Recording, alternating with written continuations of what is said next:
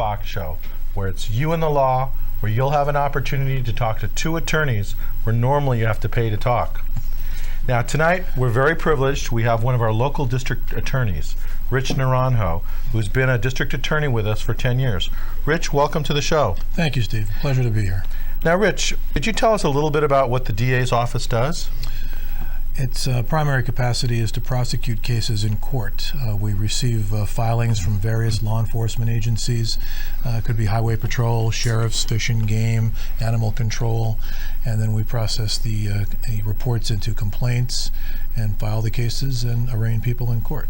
Now, how do you make the determination, there's a complaint leveled, on whether something should go to what's called, I guess you can explain, an office hearing, whether it goes to court or whether it's dismissed? How is that decision reached normally?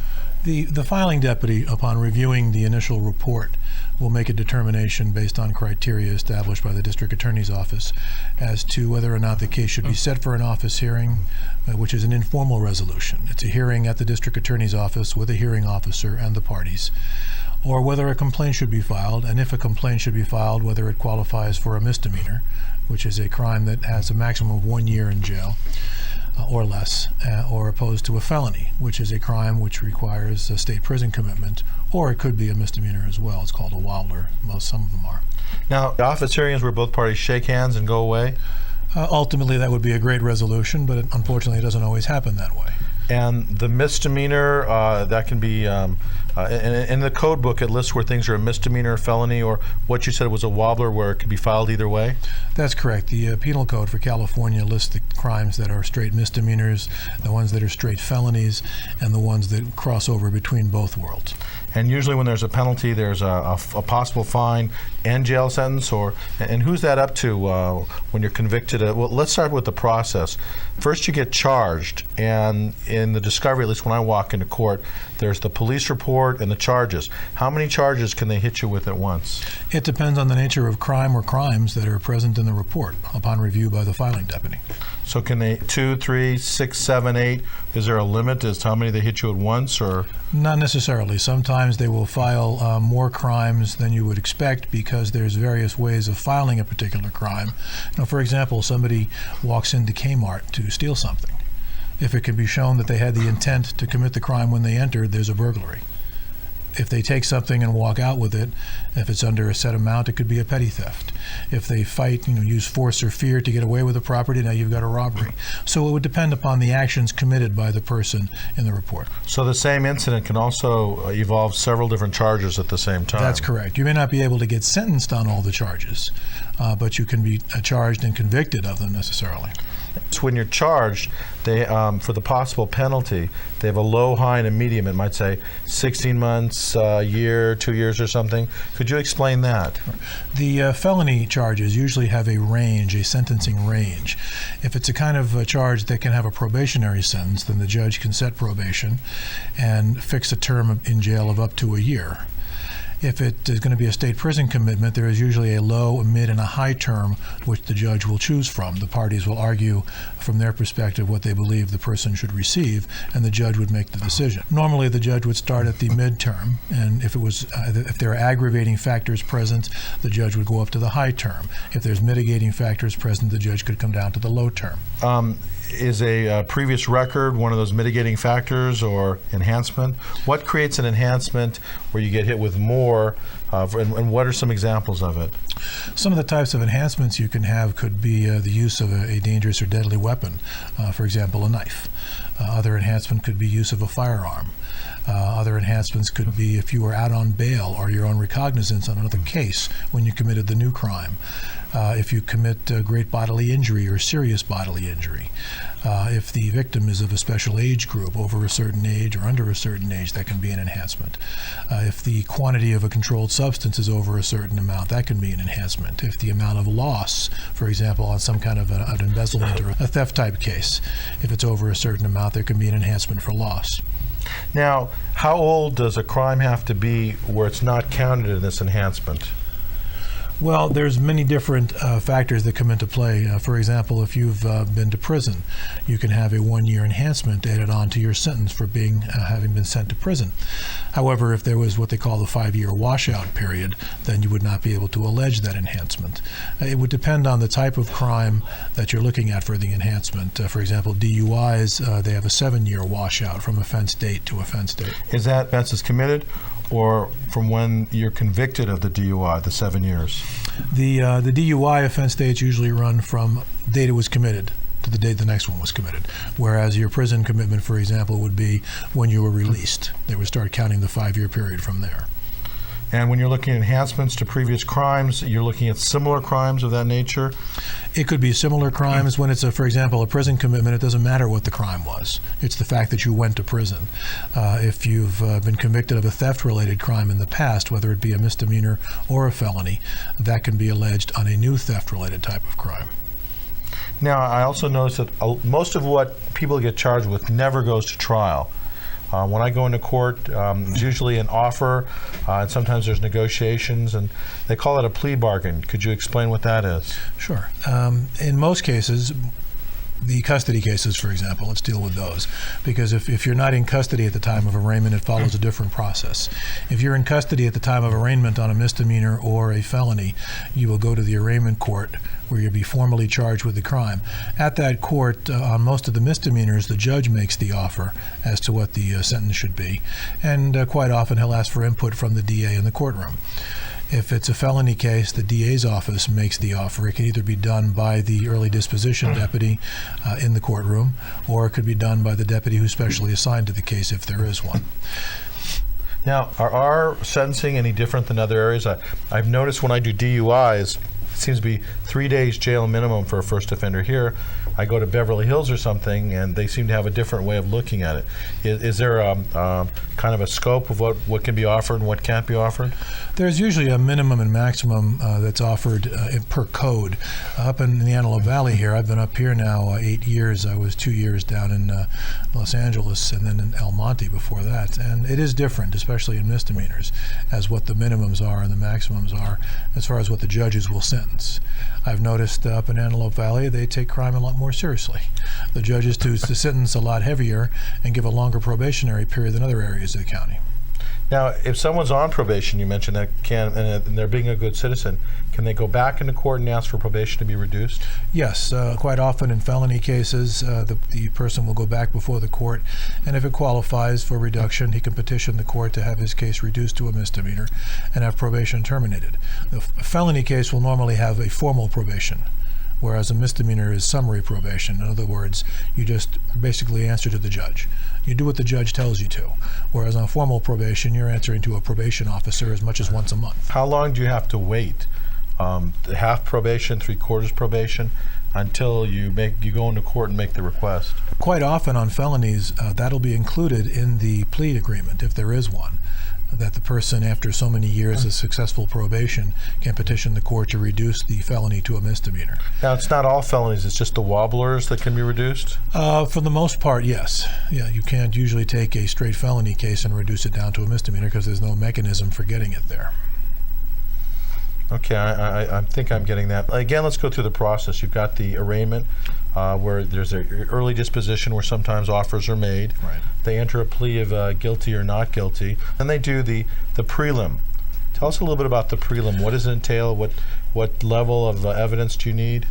On a felony case, everybody by law is required to is entitled to a preliminary hearing.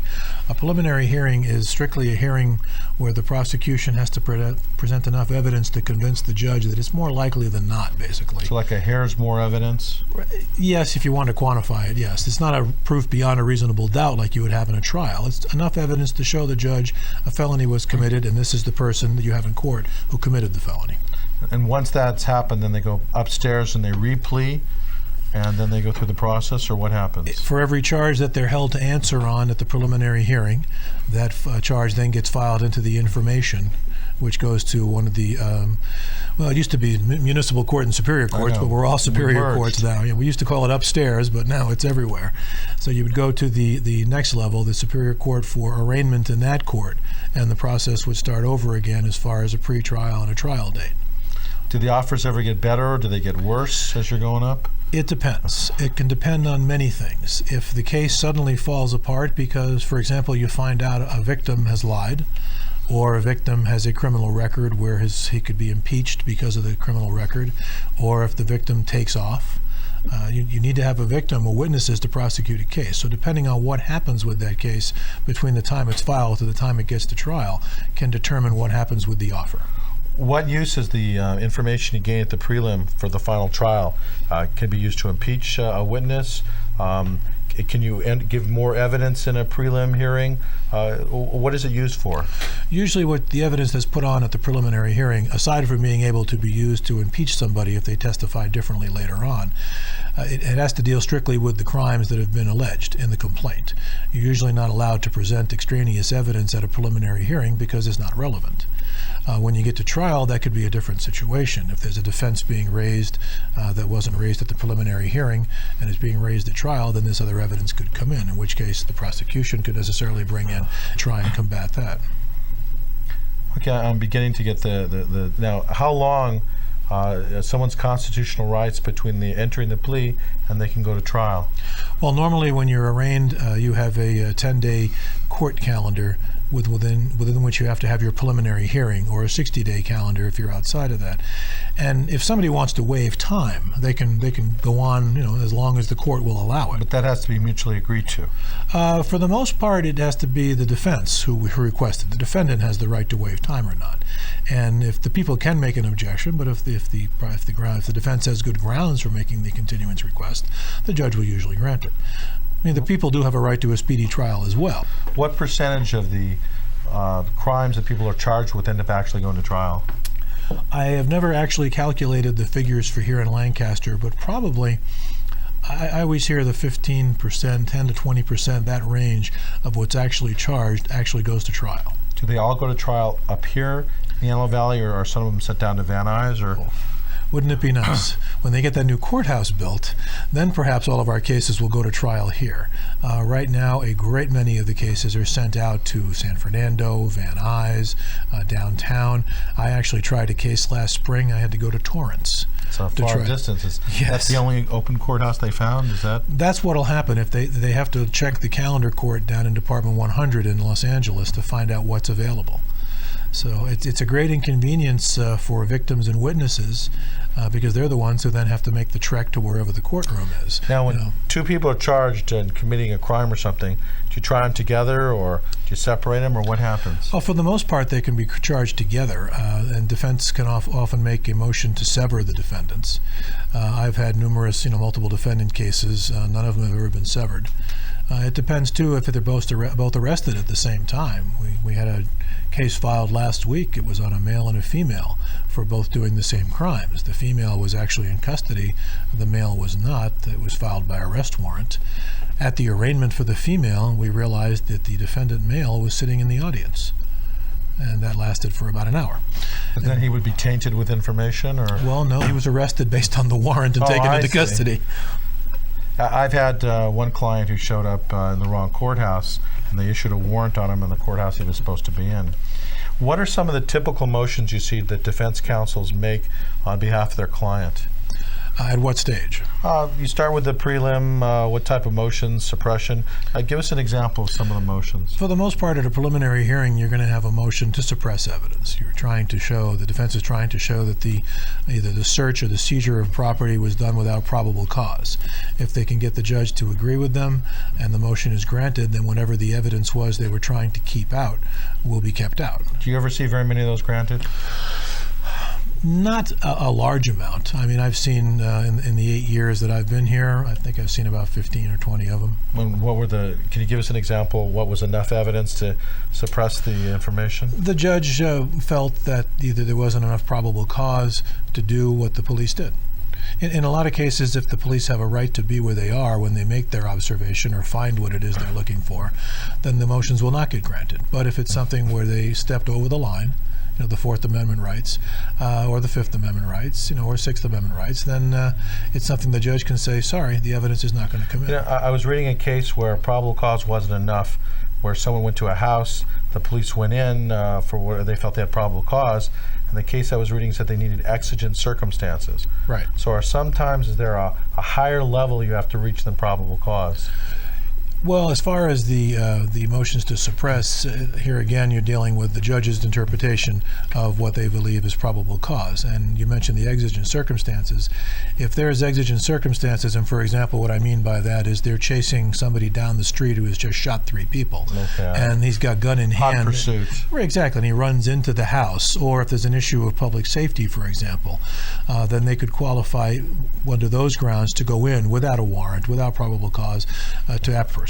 Now, are police reports allowed in as evidence? Are they hearsay? Is there an exception to them? For the most part, they are hearsay. They're not allowed in. They can be used to impeach, because quite often a witness will say, this is what happened, and the defense attorney or the prosecuting attorney will say, well, didn't you tell the deputy this? Which conflicts with what the person just said. And if the person says, yes, I said that, fine. If they say, no, I never said that to the deputy, then they get to bring the deputy in, who can testify as to what the person told them. If they can't find the deputy, then they can use the police report? Technically, no, unless it's court testimony. For example, if somebody testified at the preliminary hearing a certain way and then testified at trial differently from that, they'd be able to use the sworn transcript testimony to impeach them. Is the police report allowed in the prelim? Not as evidence, per se. I mean, it can be referred to refresh recollection. So there's no business record exception or anything? Not to a police report, no. That's interesting. I learned quite a bit doing this. What are some of the interesting cases you've seen in the 10 years you've been doing this? I know that opens It would take more than one show to talk about that. I mean, there's interesting as far as if you can have something that's humorous in the criminal world.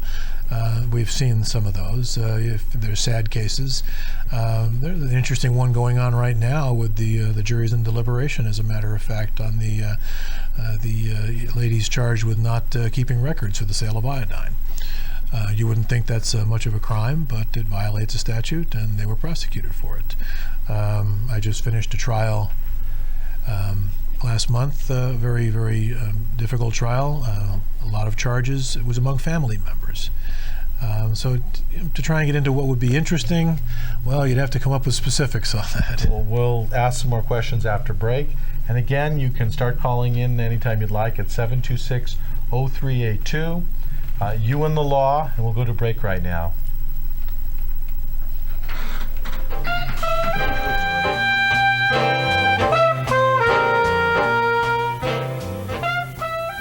Welcome back to the Steve Fox Show, where it's You and the Law, where you'll have an opportunity to call in and speak to 2 attorneys. Tonight we have Rich Naranko, one of our local district attorneys. He's a tough but extremely fair DA. In fact, I've enjoyed working with him, even though I've been on the other side. I have a great deal of respect for him. Rich, we were just talking about some of the interesting cases, and I was reminded of one of my cases where I represented somebody in attempted murder. I thought I could negotiate it out. My guy was actually hit with a $500,000 bail. They didn't think he could make it. His family scraped up the $50,000, every penny they had. He made bail to the surprise of the police and the cops. And then when we went back, all of a sudden they rearrested him. It turns, unfortunately, the victim passed away, and they recharged him for murder. So a lot of these things I notice where you come back and you get hit with more charges. Does this happen too often? I haven't personally seen that type of a scenario happen before, but it can happen. An attempt murder, if the victim dies, can turn into a murder case. Bail for one crime is not the same as bail for another. And lose that money if they go to a bail bondsman, the 10% or whatever they put down? That's my understanding, yes, that you'll put up 10% of the scheduled bail, and that's gone regardless of what happens. Now, in the case. if you put the entire amount up, you get that back if you're exonerated? You would know more about that than I would. I honestly don't know. You have that option, but again, who can afford $50,000 or $75,000? And you put it up, but that might be your entire life savings. Well, in some cases, as a matter of fact, there's been situations where, for example, somebody with a meth lab or somebody who's selling drugs has that kind of ready cash available to them. And what can be done to counteract that is that the prosecution can go in and make a motion for disclosure of source of bail. What happens there is that the bail amount that's been proffered is seized by the court and held. And the person is held in custody until a hearing can be held and the judge can determine whether the source of the bail was from legitimate Now, area. feel the bail's too high. Can you go in and make a bail reduction motion? Does it have to be in writing? Can the attorney just do it there? Is there a special hearing? What happens? Well, quite often in the arraignment court that I'm in right now, that happens daily, at least once, twice, as much as 10 times a day on various cases. What'll be done normally is you'll get an OR report where somebody from pretrial services will interview the defendant and interview the family members and references and prepare a report as to their expected reliability for an OR release. So if they have OR as your own recognizance, and if they have ties with the community, a church, their job, many times they're let out on OR. Does that happen too often? Not usually on the felonies. If they're arrested and brought in before the court at the time of arraignment, not as many people get out as would like to. What has to be considered there is the severity of the crime, like you said, the ties to the community, the protection of the public, the protection of the victim, the reassurance that the defendant will come back to court. It won't escape. Or if somebody's got a history of not showing up on traffic tickets, then it's reasonable for the judge to believe they would not show up on a more serious crime, and hence bail would be set. Is that a verbal motion, or does it have to be a special written motion? It's usually a verbal motion done at the time of arraignment. And again, you see things as a DA. Is one DA set all the way from charge to trial, or do they play? I hate to say musical DAs, but it depends on the type of crime. Quite a bit of the sex crimes, for example, against children, against spouses. I believe we have a new unit now. It used to be called the Domestic Violence Unit, and the Sex Crimes Unit is now the Vulnerable Victims Unit, I believe. That's interesting. And in those kind of cases, they're done what's called vertical prosecution, where the same DA takes it from start all the way through. You build a continuity, you build a rapport with the victim, and it makes it easier to prosecute the case. And that brings up an interesting question. I've had cases where there's alleged child abuse, and I'm in the criminal court for actually the parents in one court, and then all of a sudden I find the district attorney filing charges against the same individual who allegedly touched the child or just did something wrong in the criminal court. I had one case where the father was so upset with the daughter, he wanted nothing to do with her. He ended up going all the way through trial, and it was a hung jury.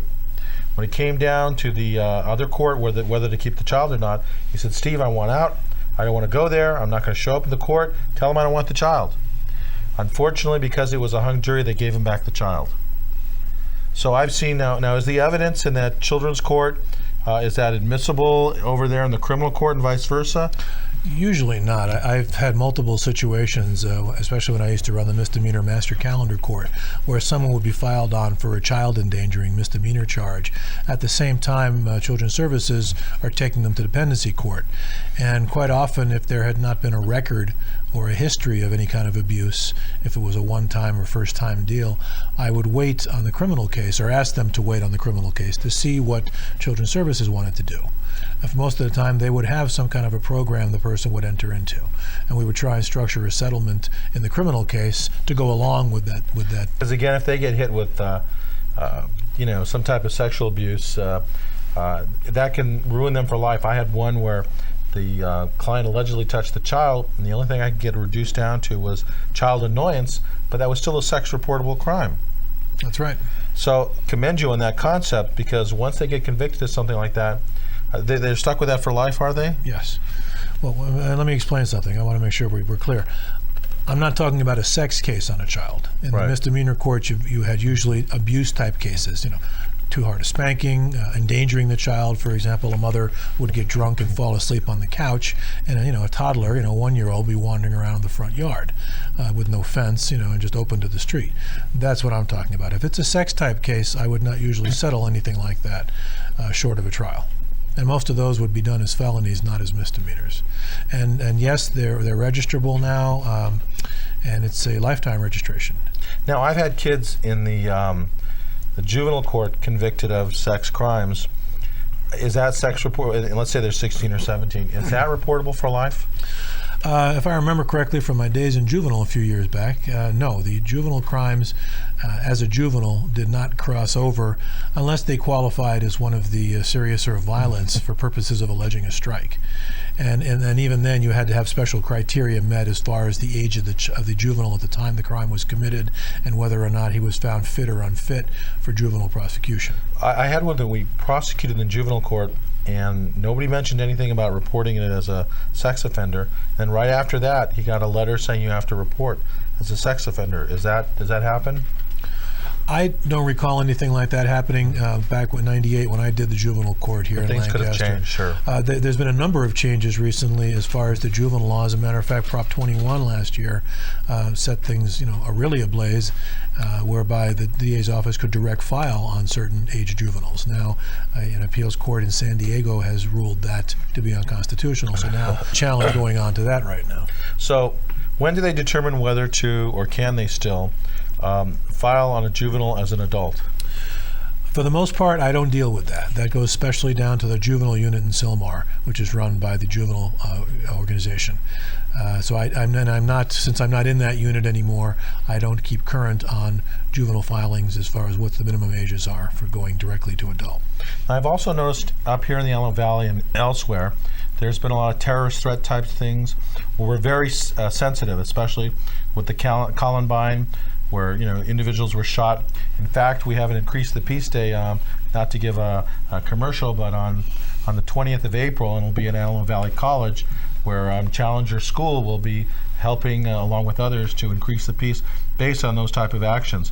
But why don't you tell us a little bit about the recent events in the Antelope Valley, maybe the Quartz Hill one, on different things that have happened with both alleged terrorist activities or threats by children?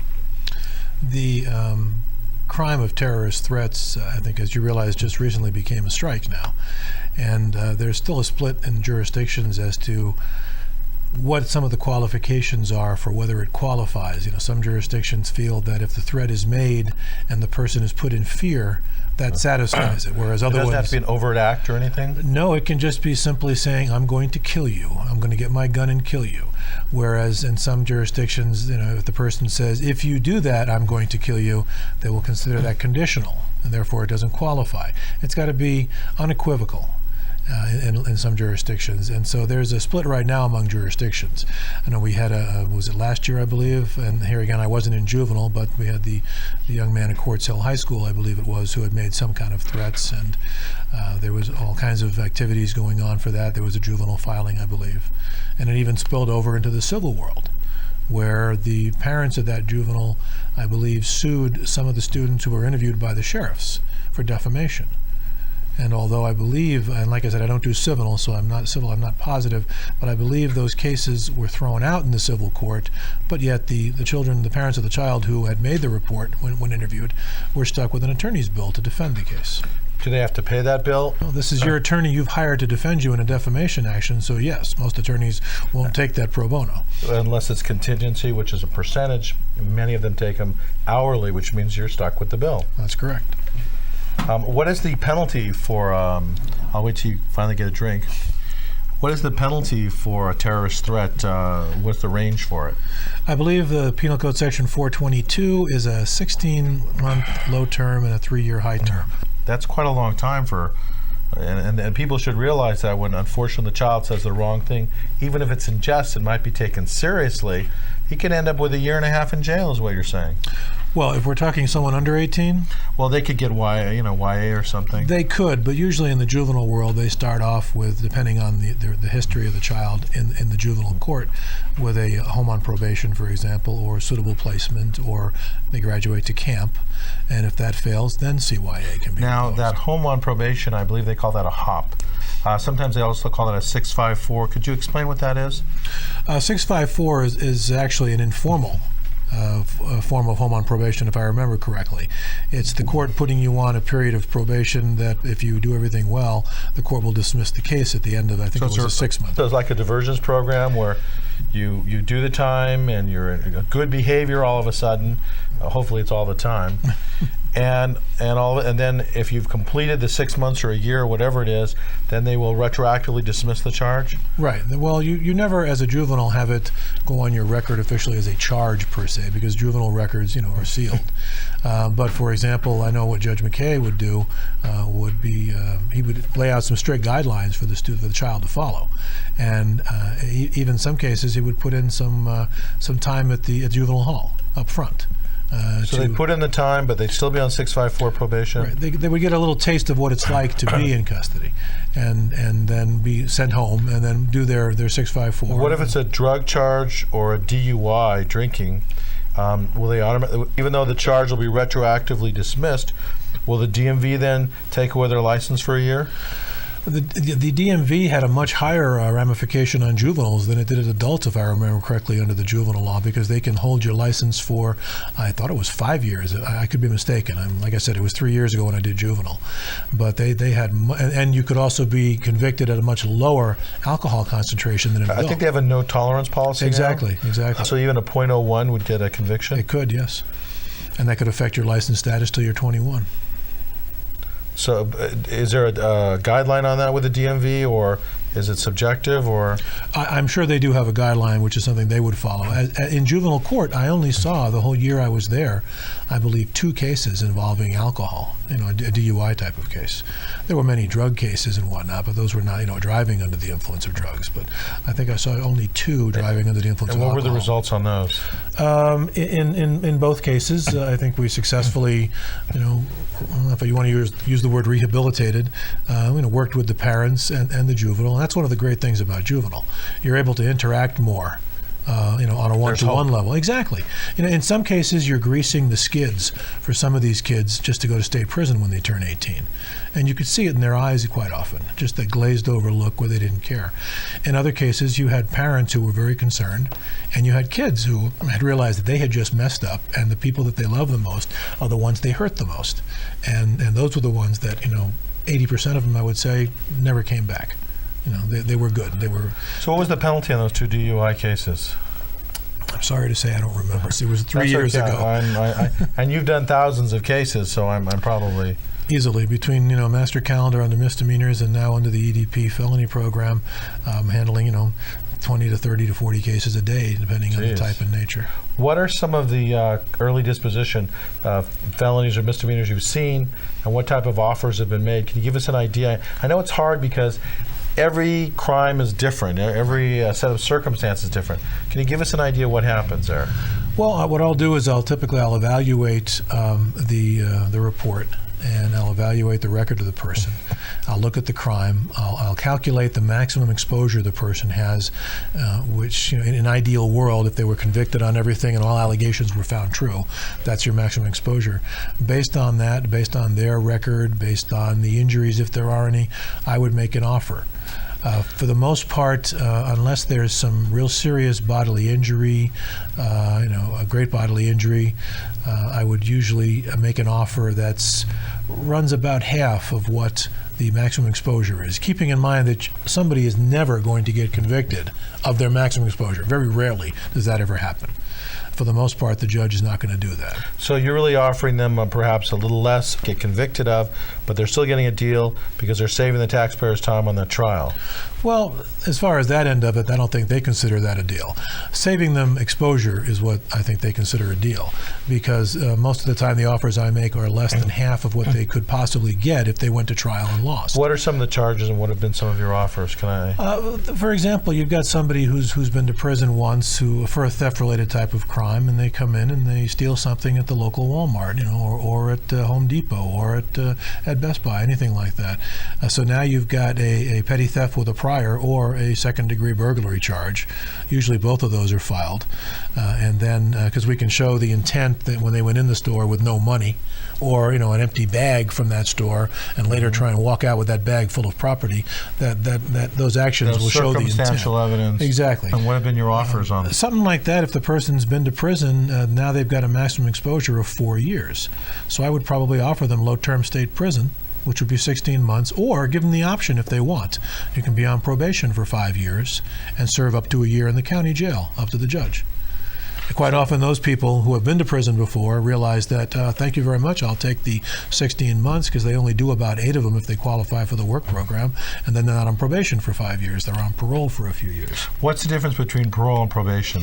Probation is a period of normally 5 years here in the Antelope Valley, although I heard they're going to be cutting it down to 3.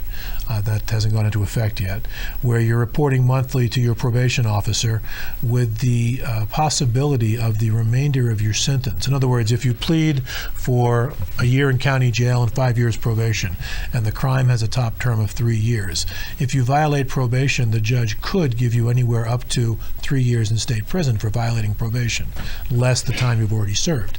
When you're on parole, the period of parole lasts for approximately the remaining time that you haven't served on the maximum servable, and they can only send you back for up to 1 year at a time for each violation.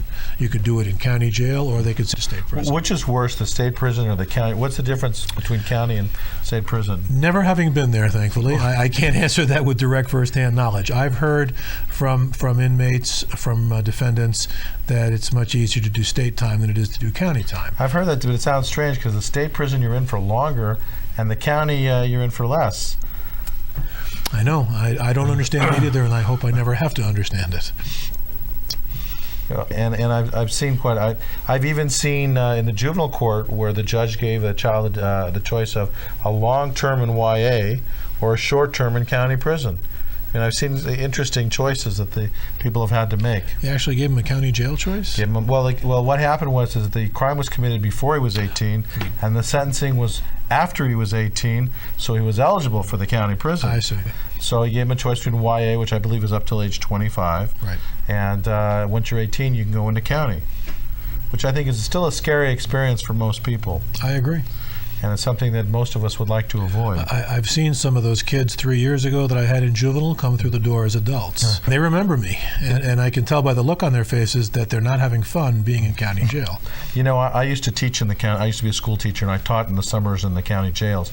I saw one very sad case where it was easier for the child to plead guilty and get out sooner than wait through the system until the trial and perhaps stay even longer. I've seen cases where somebody sat waiting for trial because they wanted the continuances for over a year. That's a long time to be in jail. Normally it doesn't work that way, but in this particular case he had a problem with attorneys, and he changed attorneys numerous times and wanted to continue the case. A lot of times defendants can try and do that to help their case, hoping that witnesses will move away or forget, or victims will disappear and don't not want to testify. And with that, we're going to go to break. Again, you can call in at 726-0382. That's 726-0382. Feel free after the break to give us a call. We're here with Rich Naranko, one of our local district attorneys.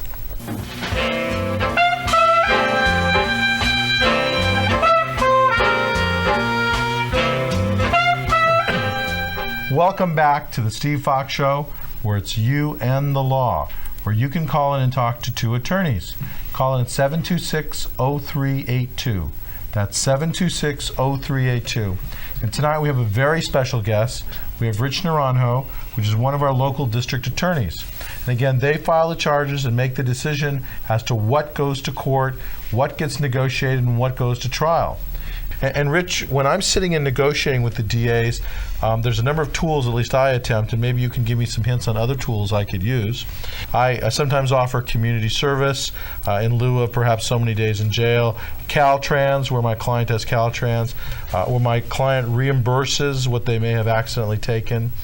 What are some of the other things you've seen in negotiation? Well, in the felony world, you don't usually see too much community service. Or too much Caltrans. It's usually a county jail or a state prison sentence. A lot of times attorneys will try and get their clients qualified for electronic monitoring, but even that can be too expensive for them to do.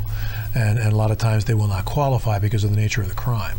So for the most part in the felony world, it's either county jail or state prison, or it's no time, depending on the that electronic monitoring, what is the minimum maximum that somebody could be granted electronic monitoring? I honestly don't know. I believe it's the Sentinel program program in LA County handles that for us up here. And it's not something done through the DA's office. It's done through the courts. And They apply from that once they're already in the jail? They don't even have to be in jail. They can apply from the outside and set it up before they're even sentenced, so that when they are sentenced, I've it's also seen some work furlough granted where the person spends the night in jail and works during the day. The Sheriff's Department has a work furlough program depending on the nature of the crime and the amount of the sentence, where they will, independent of the judge or the DA, release somebody to be on this work furlough. It's not something that we have any control over. It's strictly up to the sheriffs based on their criteria. And how much sentence can someone be on before they're allowed that? How does it work? I was under the impression it had to be a minimum of a 90-day sentence for them to even qualify for that work furlough program, but I'm not exactly sure because, like I said, it's up to the sheriffs. Is there a maximum, or you don't? I don't know. Are there other tools that get thrown out on misdemeanors? Misdemeanors, oh yes. There's, for example, the morgue program or the hospital program. A lot of times on DUI cases with young offenders, they'll work a few nights at the emergency room, one of the hospitals where there's a lot of crash victims come in, or work a few nights at the morgue. I just had and again, our local hospitals don't have them. They have to go downtown in Los Angeles. And the judge that I've seen has them actually write a report on what they've seen. I had one client who came back after being in the morgue, unfortunately seeing the bodies all over the place, and it's almost scared him straight. And that's what I've noticed. That's usually when you got a DUI and you got your 3 days jail time. You spend 2 days in jail, or 2 for 1. You spent a day in, and the third day they usually have the morgue program. Right. So is that just with DUIs? Is that what comes out? No, I've seen it done in a few other types of cases, hit and runs, for example, vehicular manslaughters. That's interesting. Some judges had the idea that a straight jail sentence was what was appropriate on a vehicular manslaughter case. And California is one of the few states in the country where death occurring during a traffic accident, absent some kind of criminal intent or criminal negligence, is a crime. What's the penalty normally for that? It can be up to a year in jail. Really? Now, if it's something that's done under the influence of alcohol or drugs, then you're talking about something being filed as a felony, which carries much more severe repercussions. State prison, for example. But somebody blows a stop sign. You're talking about out at 60th Street West and Avenue C, and you blow a stop sign, which happens quite often, and somebody gets killed. The only thing that was done wrong, besides killing somebody, was the fact that they blew the stop sign. That would qualify for a misdemeanor vehicular manslaughter. It's one of those types of crimes where you have to tell the victim's family, I'm really sorry, but the most this person can do is a year in jail. Hard. It is. It's very, very difficult. I've done a couple of them. As a matter of fact, you talk about trying to come up with some innovative sentencing on the gentleman about 5-6 years ago who killed the 2 hitchhikers who were walking the Oregon Trail out on 138. Well, what happened? He fell asleep at the wheel and crossed right over, and they were hitchhiking, on the opposite side, and he basically plowed right into them from behind. And one was killed instantly. The other one died at the hospital. They were a husband and wife. That's sad. Recently married, very young. And one of the things I tried to set up on his probation was that he would go around to local high schools and lecture to the kids about this. And it didn't work out the way I wanted it to work out. He ended up doing some kind of a videotape program and sending it to a few traffic schools. And it was allowed to qualify as part of the probationary terms that way. So I won't do that again. But it's a very tough crime to try and do something with. A lot of times, too, depending on the nature of the crime, you want to get your victims fully compensated, like on a theft type of case. These people don't necessarily want someone to spend 5 years in prison. It's not going to do them. But they want their money or their property back. Exactly. And so I'm in the process of one case now, and I have done it in the past where if they make restitution up front, then they can reduce the jail time. And you're trying to do a balancing act there. You're trying to balance the overall system of justice where your victim gets something now as opposed to seeing the person spend 10 years in jail. We had that case a few years back with the moving company. What was that about? He was taking people's, possessions for moving and dumping them out in an abandoned lot somewhere. So he got paid for the move, but exactly. They never saw the property again. And these are people's, their most intimate possessions. Their clothing, their family heirlooms. Photos. Exactly. Some of them were able to get their stuff back. Some of their stuff back. And look at the guy that just the UPS was a FedEx driver who just got convicted of taking packages and giving. I'll take a note. Not who to use then for transferring my products. Well, what was the creative sentence you came up with that one? That wasn't my case, but one of the DAs fashioned a situation where he paid restitution, a good sum of restitution up front as part of the plea agreement, and got a reduced jail time sentence. And again, I kind of commend you for not just here's your straight time, because every situation really is different, and trying to tailor make it within the bounds of the law that you're allowed, something that compensates the victim and at the same time gets basically a pound of flesh for society. And again, that's to be commendable, rather than what we think of. You go in and you. By the way, speaking of going in and going out, do we have? Some people say we have a revolving door system in our when people get convicted, they come right out. Does that happen very much? Well, there's a certain rate of recidivism, and for example, I finished a trial last summer against a gentleman. He was acquitted on the sales charge, and then they hung on the possession of controlled substance charge. So we worked out a disposition. The case settled. And he was brought in today for arraignment, as a matter of fact, on a new sales charge. So yes, you do see him coming back. You get to know the repeats. In 8 years, in 8 years up here, there's probably about 20 people, 25 people that I've seen over and over and over again. We're not talking about hardcore criminals here, because those are the ones who would get sent away for many, many years. We're talking about drug users or thieves or something like that.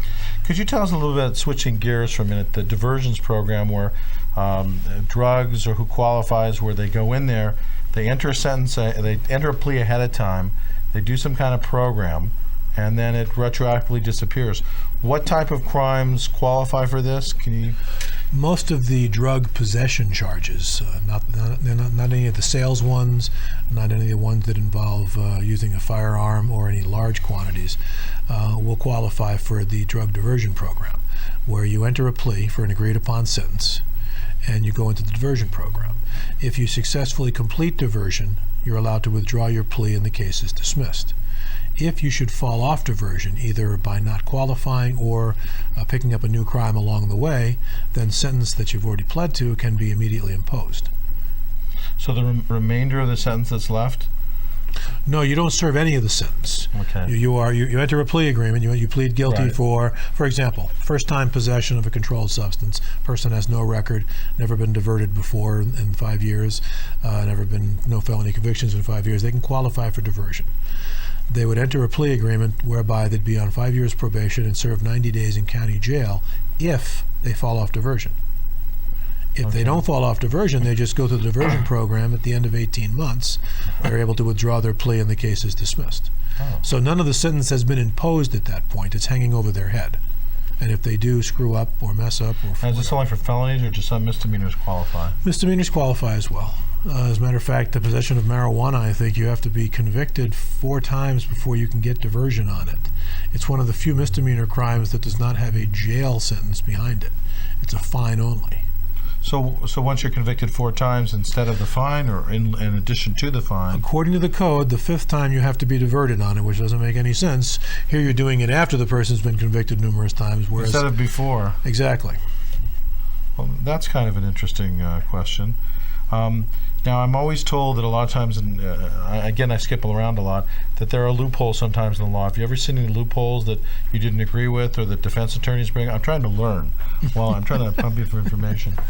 Well, loopholes as far as, giving the client a way out, is that what you mean? A way out, reduction, something. What are some of the interesting things in the law?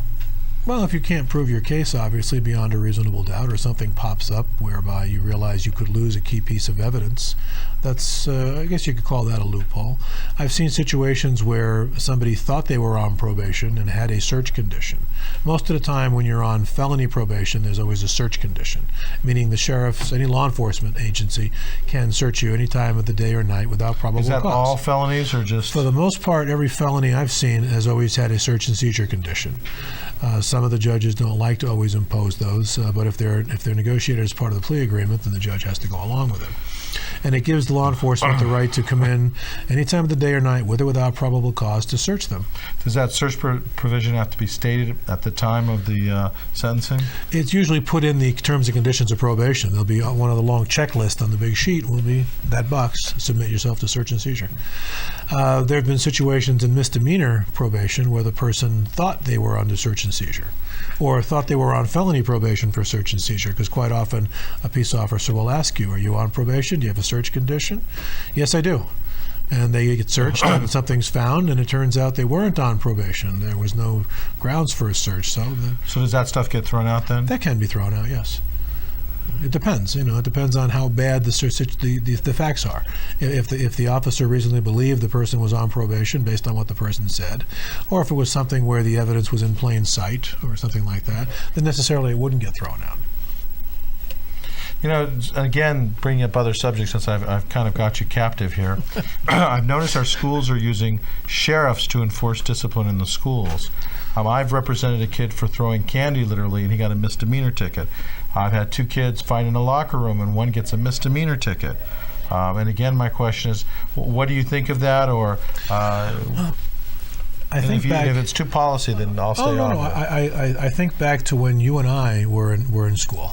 We're the same age, and the biggest thing then was... Don't tell what that age is. 48. The biggest thing then was if you got in trouble, you were dragged by your ear down to the principal's office, and God help you when your parents got there.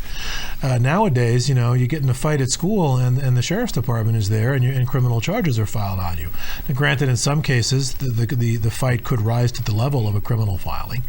It's scary that the sheriff's department has to maintain a presence in our schools. I think, though, in this day and age, it's probably more preventive medicine than anything. And it's probably a better thing to have them there than not. Do kids have the same rights? Do they have to be read their Miranda rights? Can kids be questioned without their parents there? Do kids have a different type of rights? Well, even with adults, it depends on the nature and setting of the questioning. Okay, if it's something, the term is custodial interrogation, whereby you're not free to leave. You're there. You're either, handcuffed, or guns are drawn, or something like that. You would reasonably be expected to believe that you're not free to go. In a setting like that, you have to be given your Miranda rights. But if it's a situation, for example, where you're invited down to the principal's office and everybody's talking with you, or if you're asked to come down to the police station and you're free to go at any time, then Miranda rights wouldn't necessarily have to be given. Does a kid really have the mental intent to waive his Miranda rights? Well, there again, that's a question that has to be handled individually. Some of these kids are very, very smart. Hell, I'm scared to death of my 7-year-old daughter. But some of these kids, they say, I want to speak to my parents. Well, you don't have a right to have your parents necessarily, and that's not an invocation of your rights either, to remain silent. So, I know when my son lived with me years ago, I said, if you ever get in trouble, I have you in court as well as at home. And if you do get in trouble at school, you say, I want my mom and my attorney. They're the same person, because my wife is an attorney. So, but no, for the most part, if it's a custodial situation, yes, they have to be read their rights. And, if the child asks for a parent, that doesn't qualify as asking for an attorney. And with that, we're just about hitting our time limit. Next week is April 19th, which is Primrose Day, which we'll explain on April 19th. We're going to have Attorney David Jeffries on. Tonight we were privileged to have Attorney Rich Naranko from the District Attorney's Office. I want to thank you for coming on the show. Thank you for having me, Steve. And I hope next time I ask you, you'll still want to come on. Gladly. And again, we welcome you to call next time at 726-0382 and ask, and you'll get free advice from 2 attorneys that would normally cost you whatever the consultation fee is.